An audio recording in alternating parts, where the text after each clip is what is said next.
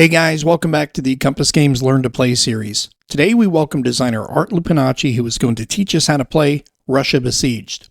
So sit back and learn how to fight on the Eastern Front. Over to you, Art. Hi everyone, my name is Art Lupinacci. I'm here for a learn and play for the deluxe edition of Russia Besieged, published by Compass Games. What I'm going to do on this lesson is basically take you through the playing pieces that come with the game, and I'll show you the German side first, and then we'll go over to the Russian side. This will save you a fair amount of time reading the rule book, which describes what each counter is and does. It's fairly straightforward. It's as basic as you find in most hex-based war games, so it shouldn't take you too long to easily get into this. Russia Besieged is a core army level game. The Germans are corps size, the Russians are corps and army, depending on whether they're infantry or mech or cavalry units. There's some artillery units in the game. Air is abstracted a little bit. And let's start by going through the pieces. So the German army consists of infantry units, which you can see here. The units have got step reduction in them. So when they take a combat loss for one step, for example, you reduce them to their backside. So that's a one step loss. And every one of these counters has one step. So if you take a D1 on the combat results table, it means that you take a step loss on the counter. A 4 turns into a 2, a 5-4 will turn into 3, and a 6-5 will turn into a 4. That's a mountain unit. Mountain units have special capabilities when they operate in the mountains, and they operate the same way when it comes to a step loss. Armor is a little bit different. Armor has 3 steps. So that's one hit on the counter. That is the second hit on the counter. And then the third hit would be that you eliminate it. So these units here represent the better part of the German army on the board. There are also pieces like the Luftwaffe ground units that fought on the Eastern Front. They have no drop capability. They're strictly ground units. And the Hermann Göring Panzer Corps that also shows up. SS counters are shown in black on white, and they operate the same way. Let me just talk about the Axis allies, the Hungarian units. Hungarians have infantry ground forces, and they've got mechanized units. Like these were a hodgepodge of panzer and trucks and that type of thing. Really don't qualify as a panzer corps the way, let's say, a German corps would operate. They can't initiate a blitzkrieg. You don't get the die roll modifier for armor attacking infantry, but you do get a little extra movement points because they were mechanized. The Finns, denoted with the blue inside the NATO symbol. There's the order of battle for the main game, and it's not as detailed as it is with the Finnish expansion. They have special combat capabilities in the winter because they were very well trained to fight in Arctic situations, and they have special supply rules you need to note when you play. These are the Italian units with the green backgrounds, and the Romanian army. The Romanian army, basically the Romanian indigenous army, I guess, for lack of a better description, plus the German units that were stationed in Romania as Barbarossa started. So that makes up the bulk of the German ground forces, and you have your Stuka or bomber units. These are a little unique in that there's an air base attached to this. So the bomber actually goes out when you make an attack. You drop it on the enemy units you are attacking. It has to fly up to 9 hexes away from the base and then returns after combat is over. And it adds 1 column shift to the attack. So a 3-to-1 with a bomber turns into a 4-to-1, 5-to-1 with a bomber turns into a 6-to-1, etc. You can put up to 4 bombers into an attack in clear weather. In light mud, it's 3. In mud, it's 2. In snow, you don't get any. These units move around the board based on where the airbase goes, and it can go up to 18 hexes away from where it starts. When the airbase moves, you can't use it for combat capabilities in the impulse that you move them. So when the Stuka flies, basically you fly it out 9 hexes, and then it will fly back when the combat is over. And when the combat is over, you show that it is no longer available for that impulse and that turn. When you want to move the airbase to advance it forward, You move the airbase up to 18 hexes away and mark that as staged and place that on top of the counter. And at the start of the next turn, these will all go back to their available formats and you can fly again. So these are basically your ground forces. The German has some specialty forces. They've got field marshal counters, as you can see here. That's a Guderian counter. And on the front, it's got a +1, which denotes a die roll modifier. And what happens is in an attack, you declare that you're going to use a field marshal. You select the attack, and when you roll the die, you get a +1 modifier when you're attacking. If you're being attacked, you can also place the leader down and you get a -1 die roll modifier. There are various number of field marshal counters with the German army, and you start off with 7, and you can only use them once a year. And once they're used, they're done. All they represent is one of the special attacks, the brilliant maneuvers that they made in a specific battle that happened really throughout the course of the war that each field marshal is basically known for. They just basically give you a little bit of an edge when you roll the die on that particular combat. There's your oil counter for Ploesti. That just allows you to take armor replacements when the armor replacements come up on the replacement chart. Volkssturm, that comes into play in the end game in Berlin. You've got the Berlin garrison, which is the same thing as you get into 1945. They show up in Berlin as well. You've got your partisan warfare SS Polizei unit. It's a mechanized unit, but again, the NATO symbol is outlined in red. You can't initiate any kind of blitzkrieg or armor combat with this. This is strictly anti-partisan warfare. You have an artillery ARCO counter, and this works very similar to the bomber counter. It gives you 1 column shift in the attack when you use it, and that also comes in later in the game. And then, of course, you've got your leader counter. In Berlin, the leader counter is worth 3 for a number of reasons. When we designed this, there's security forces, fanatics, extra units, whatever, to defend the capital and the leader, and that's what that represents. The leader counter can take a step loss and reduce down to 1. This is important. If you move the leader counter out of Berlin, whenever Hitler moved, the entire air arm went with him to protect him, and there was security forces. The headquarters were surrounded in fortified locations, that type of thing, but it doesn't represent being in Berlin, so the counter is reduced. When you put him back in Berlin, he goes back up to full strength. And if he takes a step loss, when you get down to the final battle for the city, that gives you 1 extra step in defending the city, fighting to the last man type of thing. So that sums up pretty much your German forces. We move over to the Russian forces, and they're pretty much set up the same way. You've got your infantry counters. Every one of these take a step loss the exact same way the German counters do. So a D1 result results in 1 step loss. A D2 means that you remove the counter from the map because it's asked for 2 steps, and that's the second step.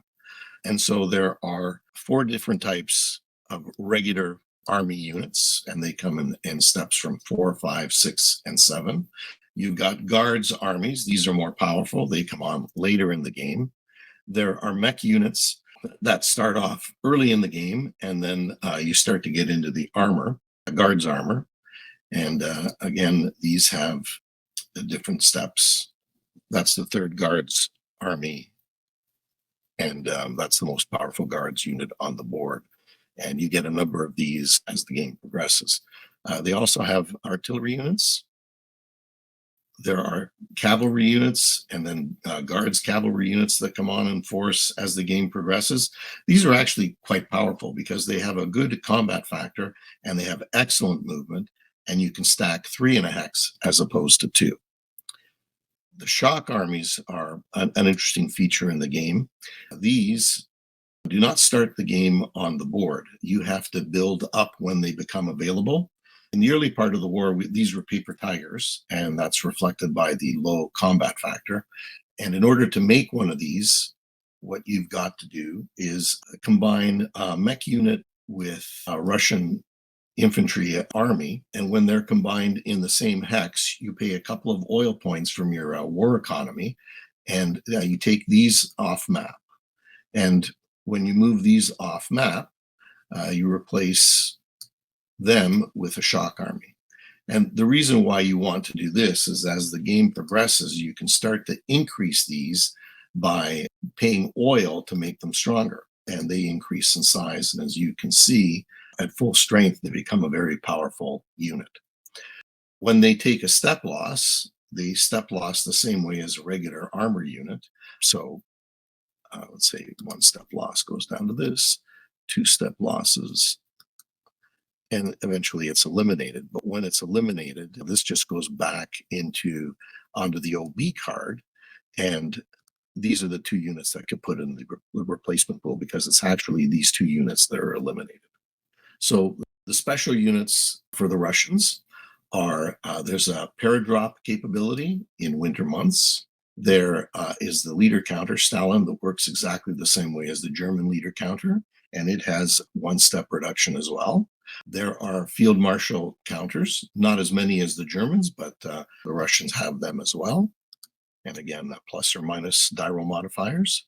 There are oil wells, worker production units, WEC, we call them. And what these do is allow you to build infantry armies out of the replacement pool from the dead pile, basically. There are partisan units that are used to block the rail lines. And part of the war economy in this game is factory production from the Urals. And this increases as the game progresses. On the backside, Ural productions increases as factory production goes up, and the order of battle card will tell you when this goes from a 2 to a 6. So a 6 allows you to build, let's say, a 6-4 infantry army. Or you can apply it to putting a couple of other units together with your other war economy counter points to build whatever you want out of the replacement pool. There is a Lend-Lease die roll that you make. Depending on the time of year, you roll a d10. Early in the game, you subtract from whatever number you roll. Later in the game, whatever you roll is what you get, and that's added to the totals of your combined war economy counters that you've got on the board. Okay, so that sums up the playing pieces, and what I'd like to do next is shift the map over a little bit, and I'll show you how terrain works and how the counters move on the board. Okay, so what we're going to do is take a look at the terrain effects chart, and we're going to go through what it costs to basically move your counters around on the board. Clear terrain hex, it costs 1 movement point, and when units attack, there are no die roll modifiers. Major cities cost nothing to enter, and a major city will negate the cost of moving over a river to enter or exit the major city. So they're a bridge gateway over the river without paying a movement cost. So you would basically move 1 into a major city, 2 over the river and into clear terrain, 3 to the next clear terrain, 4, and so on. Minor cities, it's whatever terrain they're in. There's no extra movement cost. So in clear terrain, it's basically 1 movement cost to enter a minor city. They're the little brown dots on the map. Mountain hexes. Mountain hexes cost 2 movement points for infantry and mountain units to move through. So you can move through the mountains, counting like 2, 4, 6, 8. Every hex that you go through is 2 movement points. A mountain unit pays exactly the same cost as an infantry unit, but the mountain units are skilled in mountain fighting, and basically they will give you die roll modifiers when you attack. And I'll explain that at another time. I just want to make a note of it now. Moving units over a river costs 1 extra movement point. Rivers run along the hex spine in Russia Besieged. So to go from 1 clear terrain hex over a river into another clear terrain hex costs 1 to cross the spine because it's a river, and then 2 to enter the clear terrain hex on the other side. There are the Pripyat marshes, and they cost 2 movement points for infantry to move into. And in the winter, they're treated as clear terrain, basically. Costs armor 4 movement points to enter the Pripyat Marsh. every hex. They don't stop. They just keep moving until they run out of movement points. Cavalry pays 3 to move through each hex. So in the Pripyat Marsh itself, as I said, when snow comes, these are treated as clear terrain. In the Leningrad area, they're treated as forest. That's much more rugged territory in the northern part of the map, and so a different treatment applies there. The diral modifier for defending in these terrains are -1. So if you're in Pripyat Marsh as a defender, you're being attacked, it's a -1 die roll for the attacker. When you attack across a river hex spine, 100%, it's a -1 die roll modifier. When you attack into a mountain, it's a -1 die roll modifier, unless you've got a mountain unit. And when you attack into a major city, it's also a -1 to the die roll. I mentioned a field marshal counter earlier when I was describing the units. You can apply a field marshal counter to one of these type of attacks, and that will negate that -1 die roll modifier. It'll offset it. Another terrain feature is the Kerch Peninsula. When you cross over, Kerch is treated as a river. So if you attack across it, it's a -1 die roll modifier. And if you're moving across it, it's just 1 additional movement point to cross over. Forest, which you can see is the green symbol on the board. Infantry and paratroopers move through it as if it was clear terrain. All other units pay 2 movement points to cross through. Rail, those are the lines you see on the map. It's like a black and a white dotted line. There are specific rail movements I'll describe another time, but basically, if a unit starts the first impulse on a rail hex, it can move any distance up to a railhead, and you can also rail in the second impulse the same way. You can't rail through enemy Zoc, and you have to control the rail line that you rail through. There is no other effect to movement when it comes to rail. The black coastal hex lines, you cannot move across them into blue unless you're doing a sea transfer or a sea invasion. You'll notice that there are port symbols. There's like an anchor, and one of the anchors has got a half blue and white. That is a major port city. It gives you a higher die roll modifier when you're figuring out whether your sea movement is successful or not, port to port or invasion-wise. And it's higher than the regular symbol, which is an anchor in a circle, all in white. So that takes us through terrain and the die roll modifiers, and I guess the costs of moving across and through these various features. What I'm going to do now is I will briefly describe how combat works, and then that should pretty much wrap up this particular introductory session. So in Russia Besieged, when you decide to make an attack, and that typically happens when 2 units come into contact, zones of control to zone of control. And I'll just give you an example on the map where I've got this 3-7 that I've just placed here in a hex. And what I'm going to do is I'm going to move a couple of units up against it, just so I give you a quick idea of how combat works on Russia Besieged. And we'll put a few different units here just to show you. So you're going to do an attack. Let's say we throw in an air unit here just so I can show you how that works as well. This is a quick and dirty on a simple combat. So you move up adjacent to the unit and you add up the combat factors. So we've got 17, 22 against 3. That would be a 7-1. I can place up to 3 bomber counters to take. Actually, I can place 4, but I only need 3. I can put 3 bomber counters on this to make it a 10-1. And I have a choice here. I can either make this an automatic victory, remove this from the map, and then the rest of my units can move through the hex as if this unit wasn't there.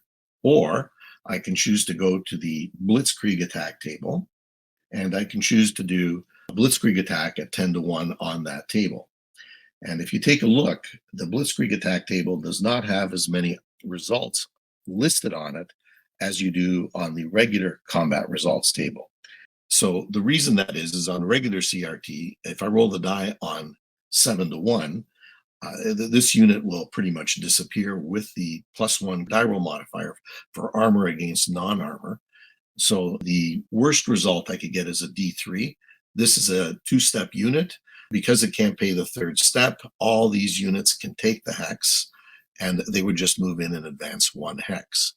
If I roll on the blitzkrieg table and I roll a DE advance 3, then what happens is all the units compile into the hex, and then all the armor units can exploit out 3 hexes from the hex they attacked as part of the results called for on the blitzkrieg combat table. So I can go 3 hexes either way. And you can see how this is a very powerful tool if you are trying to encircle a pocket of units. Okay, I'm going to show one more example of combat and how it works with step reduction, especially when you're attacking a major city. This is something that is a really cool feature in the mechanics of how the game works. What we've got here is the city of Stalingrad, and I'm going to show you an attack and what could possibly happen when you make this attack. So it's the German turn, and the German is going to move a number of units up to attack the city. So armor moves into place. You've got a stack of infantry that's going to move up.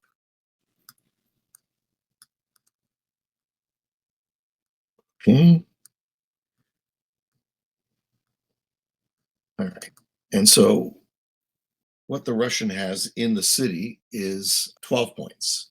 So that is 5 and 4 is 9. And then, as you can see on the war economy counter, in the bottom right-hand corner, there's the number 3 in a black hex. That is the defense factor of that hex. So that works out to 12, doubled to 24. So the German has got, if I'm not mistaken, 16 and 7 is 23, 33, 38, 40, 50. So you've got 2 to 1 basically here. And the German's going to add 3 bomber counters to this attack. So it's going to take the 2 to 1 to a 5 to 1. And we are attacking with -1. As you can see, there is a river here. That's the Don. And then the Volga is behind the city. So the Volga doesn't come into play. And neither does the Don, even though there is a hex bind that the armor units are attacking across. Because there are other units across the Don, there is no die roll modifier for that. So these units are in a major city. They get a -1 to the die roll. I can add a leader counter to it to negate that. And I will add a leader counter. We'll put a field marshal modal into the attack. So the +1 will negate the -1. And we can't do a blitzkrieg attack on a major city, so we'll have to use the combat results table on the 5 to 1 column. If you look at the 5 to 1 column, you'll see that the results vary anywhere from, if I roll a 1 and it's an X2, that's an exchange for 2 steps. I can roll a D2, that is 2 steps. I can roll a D3, that is 3 steps, or a DE, which eliminates all the counters in the hex. I can only enter the hex if I eliminate every step that's in the hex. So if there was only 1 step in there and I rolled a D3, the Russian player could only pay 1 step of the 3 steps required, which means that I can move in. If there were 4 steps and I rolled a D3, then the Russian unit can remain. But there's also a little nuance to that I'm going to show you. So I'm going to assume that in the first impulse, I do a D3. So we roll the die. The die roll stands. Let's say we roll a 5 or a 4. The results call for a D3.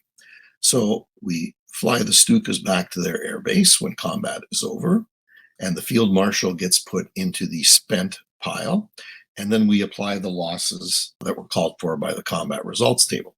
So we have to lose 3 steps. So the biggest unit takes the first step.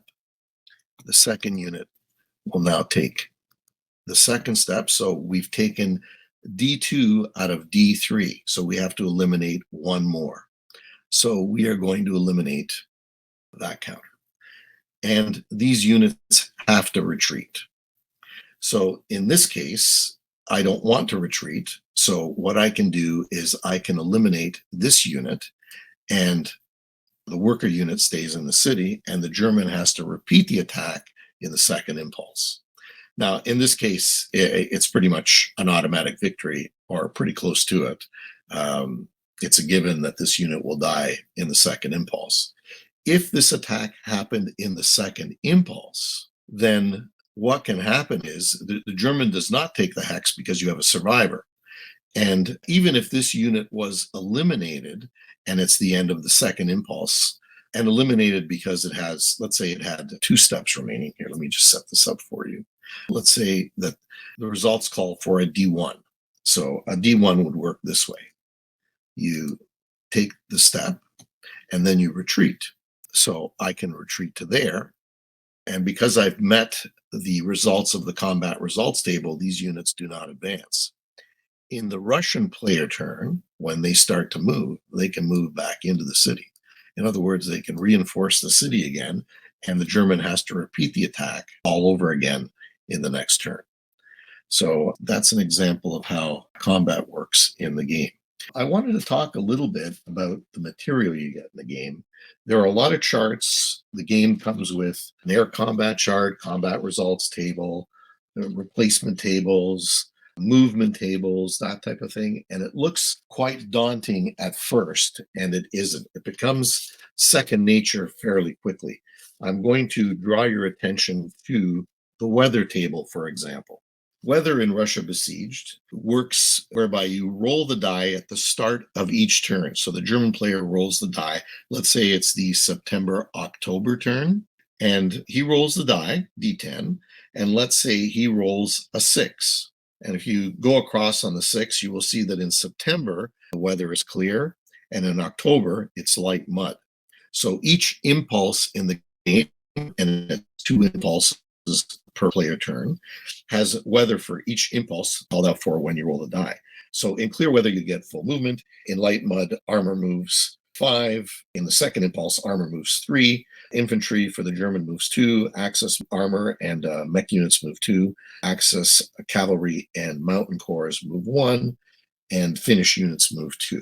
And you would apply that based on the various different results. So if it was clear mud, then you would take a look at the mud column. And this works pretty much similar to some of the other games you've seen on the market. It's second nature once you realize that the weather applies to the impulse specified, as opposed to, let's say, clear for the entire turn of 2 impulses. So weather is fairly straightforward. If you go to the bomber availability chart, okay, this is a little bit different. In Russia Besieged, bombers can fly in both impulses. So you can have, like your Stuka counters, for example, flying in the first impulse on a clear weather turn. And if you've got clear, light mud, or mud, they can also fly in the second impulse. It's your choice. But you get the full complement in the first impulse, and you only get a portion of that in the second impulse. So as an example, we'll go to the bomber availability chart. We'll take a look at 1941 May to December months, and I'll explain in clear how that works. So if you see in 1941, where it says clear, in the first clear in the 2 columns, it says 9, and then it says 5. 9 is the amount of Stukas that are available in the first impulse. If you use 5, then you take a look at the second column, and it will tell you the maximum number of the 9 that are available in the second impulse. So if you use 0 of your 9, you only have 5 available. I stated that you use 5, so you would subtract 5 from 9, and now you have 4 available in the second impulse. 5 is the maximum. Okay, so if you were in clear light mud, like the example that I've just explained, you get 9 during clear, and you can use a maximum of those 9, which is 3 for light mud in the second impulse. So if you use 7 of the 9 in clear, you still have 2 that you can use in light mud in the second impulse. And what happens is, the way these 2 charts work, it might look complicated, but it's fairly straightforward. You just take a look at the weather that you rolled, and it will tell you the maximum you've got for the turn, which is the first column, and then the most you can use, which is the second column. Okay? And from May to December, as weather gets worse, you get less. And if you go from January to April, which is the chart just above, then you'll see that as the weather improves, so too does the number of Stukas that are available to you during your turn.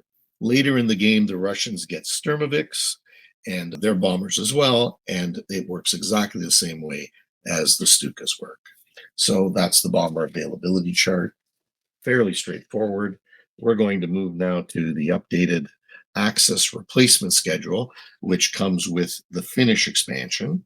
This is a little more enhanced than the replacement chart for the Germans that comes with Russia Besieged, the original game. We did some updates and we did some errata corrections and that type of thing with the Finnish expansion, and everything you need is in that box to update your charts. If you'll notice, it says nationality across the top, and you've got German, SS, Romanian, Italian, Hungarian, and Finnish, and then the columns going down. And depending on the time of year, German player, for example, in turn 4, November 1941, gets 4 infantry, mountain, or cavalry replacement points. So you can apply that 4 to bring back up to 4 factors from the dead pool. Whatever you don't use, so for example, on turn 7, you've got 10. So if you bring back 165 infantry corps, you've got 4 left over. You can save those and accumulate them as the turns go by and use them at a later date to build bigger units. In the column next to it, still in the German main column, you'll see on turn 7 there's a 9. That is the number of armor replacement points that you can build. And if you run that across the line to Romanians, they can bring back 2 infantry, 2 mechanized. Italian has 2 infantry or mountain. Hungarian has 2 as well, and so on. Fairly straightforward chart. This is the way that the German replacements work. Their economy is not quite the same as the Russian economy. The Russian war economy basically works on the worker units. When we were doing the Stalingrad example, and at this point we'll go back to the board, you'll see the Stalingrad counter. That counter has a number. The number is in yellow and it's in a red dot. All the war economy counter units you've got on the board, you add up. You start off with 15, and that is the maximum number of either armies or cavalry that you can bring back on the board by adding up the combat factors from the dead pool, as well as the war economy counters. You've got oil counters for the Russian army. And I'm just going to move the screen down a bit and show you how the oil counters work. You start off the game with 4. That means that when you lose, let's say, 4-6 mech unit, you can bring 1 back from the dead pool every turn. As the game progresses, you get more war economy counters, and the oil wells start to increase production, and the order of battle card will tell you to increase the level of that particular oil field so that you start to get more points so that you can build bigger mech or eventually bigger full armor counters as time progresses. So just showing you how this particular oil well started off as 1. And again, the OB card will tell you when to flip them. And this one maxes out at 4. The other ones, some max out at 2, some max out at 3, etc. And that goes to a total of 12, if I'm not mistaken, by the time full production is up about halfway through the game. So that if you lose, let's say, a 12-7, you can rebuild it. If you don't, it doesn't matter. You can accumulate these points and you can bring back 3 or 4 4-6s or some 3-6s, or you can build shock armies, as I described earlier, by combining an infantry unit and a mech unit or an armor unit. It doesn't matter what the mix is or what combat factors are, plus paying oil points. The oil points become more expensive as time goes on because each shock army became bigger as the war progressed. They became massive formations that included everything. Cavalry, they had mechanized forces, they had armor, and they had infantry of all types. So they became quite large. There was 6 of them, I believe, and they spearheaded a number of the attacks in various regions across the battlefield. Okay, there's one last thing I want to show you, and that's how to set up the game. At this point, I'll draw your attention to the Russian order of battle card, and I'll do one example of how the setup works, and that is I'll draw your attention to the Baltic military district on the order of battle card. You'll see that there are 4 units listed. So if you go to the map, Those 4 units set up in the Baltic Military District. And I'll show you this one district, and all the other districts set up exactly the same way. So you've got Baltic, you've got Western, you've got the Kiev Military District, you've got the Odessa Military District, and you've got the Leningrad Military District. And then there are interior units that are set up in various named cities. We won't worry about those right now because where it says Bryansk, that's obvious. You take a 3-6, you put it either in Bryansk or 1 hex away from Bryansk. Kiev works exactly the same way, so that's fairly straightforward. So what I want to do is just at this point show you the Baltic Military District and how it sets up. So you get 4 units for Baltic, and on the map, you will see that there's a green line across the back of the military district, and there's a red line that runs across the front. The red line are the national borders. That's the frontier. The green line denotes where the military district is, and the dotted black line divides military district from military district. And on the German side of the border, it's basically your setup boundaries. So you put your 4 units on the map, and then basically you set them up. And you can set these up based on whatever you think is the best way to set units up for your particular defense and strategy. Okay, so I'm going to do a sample setup for you in a way that I typically like to set up. And that pretty much sets up that particular military district. Once the Russian has set up all of his military districts, he's done, and it's the German player turn. So in this example, I'm going to set up Army Group North, and you have to set the units up on the map first before you move them.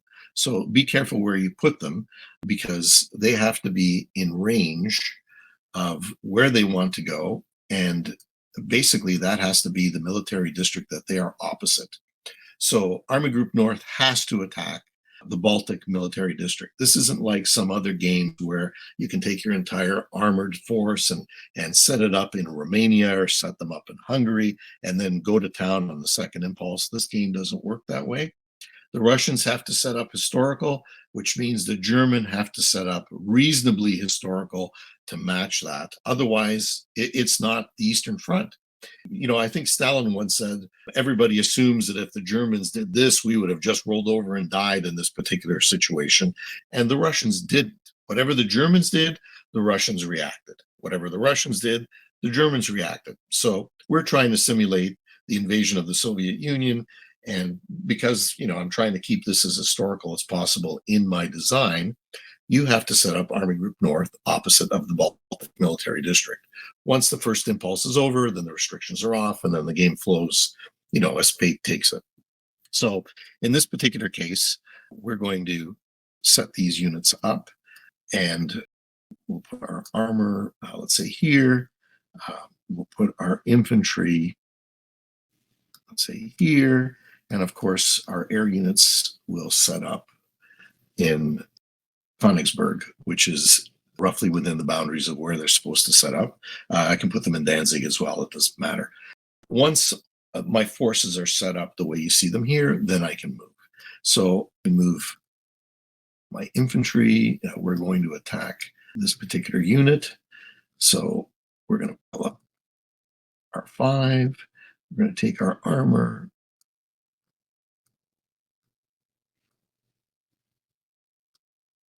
And pile them up here.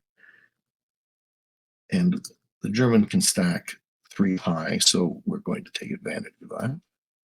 Okay, we're going to allocate our Air Force by dropping Stukas. And if I have a field marshal that I want to use, now's the time to use him. So in this particular case, you know, my attack's fairly straightforward. I've got 14 and 17 is 31, 35 against 6. 35 against 6 is a 5-1. I'm using 2 Stukas. That's a 7-1, and that constitutes my attack for the first impulse. Very straightforward. There's not a lot to understand here. Basically, follow the order of battle cards. They will guide you as to where to set things up. And then once you're set up, then you can move. I'm just going to quickly draw your attention to the German Order of Battle card, and I want you to take a look at Army Group North. So in Army Group North, in the area that's shown by the black dotted line, and you can see on the map, it says Army Group North, the 2 armor units and the 6 infantry units set up in that boundary, and then you can attack. You can also do a transfer if you want to put one of those units in a port and attempt to transfer one of the units to Finland in a sea transfer. And there's a procedure to do that that we'll get into in another lesson. But I just wanted to show you how easy it is to set up the game and actually do a move and an attack. So that wraps up this particular lesson. I hope you found it beneficial. Thank you for listening.